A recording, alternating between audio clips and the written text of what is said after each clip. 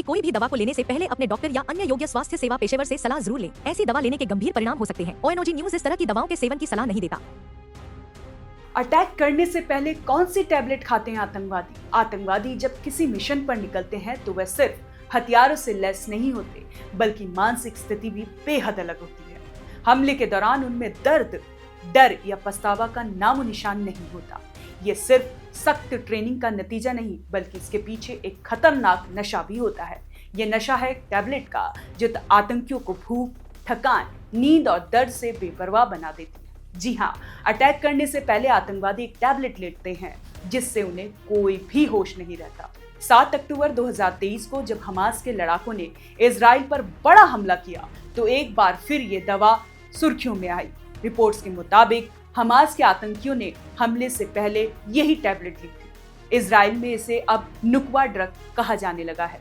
यही वह नुकवा है जो हमास के खास टेरर यूनिट मानी जाती है और जिसने 7 अक्टूबर को इजरायली नागरिकों पर हमला किया था। इस दवा का निर्माण आज के दौर में सबसे ज्यादा सीरिया और लेबनान में होता है। रिपोर्ट्स के मुताबिक हर साल $5 बिलियन तक की कमाई सिर्फ इस ड्रग के जरिए होती थी। इसे आतंकवादी संगठनों को सप्लाई किया जाता है क्योंकि ये दवा भूख, नींद और डर को दवा देती है। इससे आतंकवादी लंबे समय तक लड़ सकते हैं और दर्द भी कम महसूस करते हैं। आपको बता दूं कि ISIS के आतंकियों के पास भी ये दवा पाई गई थी, जो 2015 के पेरिस अटैक में शामिल थे। 7 अक्टूबर 2023 के हमले भी आतंकियों के पास से ये टैबलेट बरामद हुई थी। हालांकि इजरायली अधिकारियों का कहना है कि ये दवा हमले से पहले ही इजराइल में मौजूद थी। इसे गाजा में भी स्मगल किया गया, जहां टनल खोदने वाले आतंकियों और हमलावरों को ये दी जाती थी। कब पकड़ी गई ये दवा?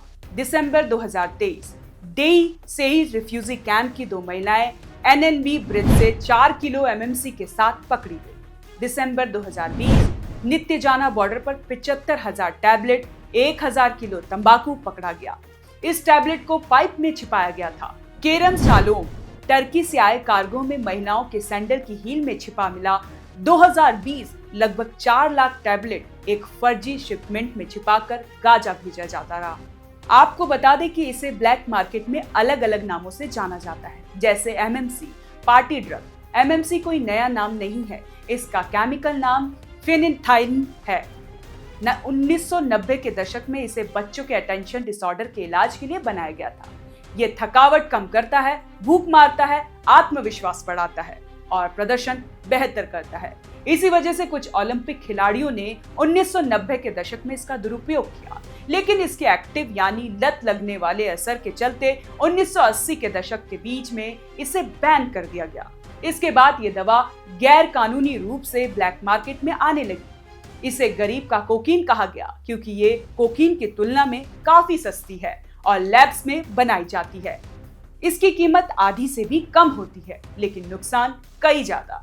इसकी पहचान करने का एक तरीका है, गोलियों पर 2 हाफ मून निशान और दूसरी ओर एक स्कोर लाइन होती है। ड्रग का सबसे खतरनाक पहलू यह है कि इसके उपभोक्ताओं को कई बार पता ही नहीं होता कि वे क्या ले रहे हैं। कुछ इसे पार्टी ड्रग समझकर लेते हैं, लेकिन इसके परिणाम बेहद खतरनाक होते हैं, जैसे आक्रामकता, इमोशनल डिटैचमेंट और मानसिक अस्थिरता। तो कैसी लगी आपको ये जानकारी? हमें कमेंट कर जरूर बताएं और देखते रहें one nation one group news. इस तरह की कोई भी दवा को लेने से पहले अपने डॉक्टर या अन्य योग्य स्वास्थ्य सेवा पेशेवर से सलाह जरूर लें। ऐसी दवा लेने के गंभीर परिणाम हो सकते हैं। ONOG न्यूज इस तरह की दवाओं के सेवन की सलाह नहीं देता।